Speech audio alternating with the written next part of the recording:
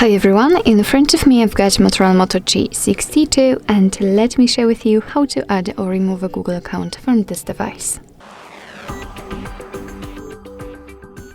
So first of all, make sure that you've got the internet connection because it is required for this operation, and then let's enter the settings.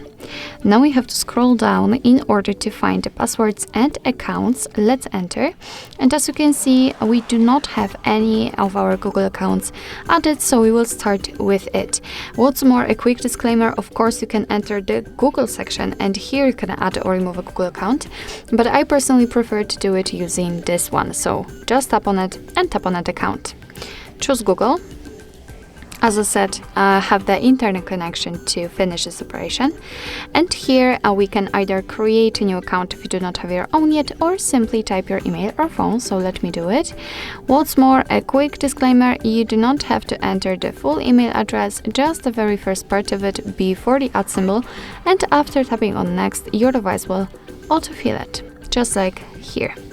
So right now we have to enter the password, and let me do this out of the screen. Alright, let's tap on next. Here we've got Google Terms of Service and Privacy Policy, so of course you can read it, just tap on it, and here you've got all the info you need. Let's tap on I agree after reading.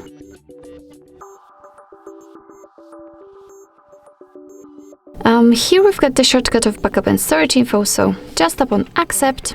And as you can see, we just successfully added our Google account to this device. Of course, you can remove it whenever you want to. Just tap on it and tap on remove account. Tap on remove account again, tap on OK. And let me use the pattern. As you can see, if you've got any kind of screen lock currently set, you will have to enter it in order to confirm the whole step. And as you can see, we just successfully removed our Google account from this device. So basically that's all. This is how to manage Google account in your MOTOROLA Moto G62.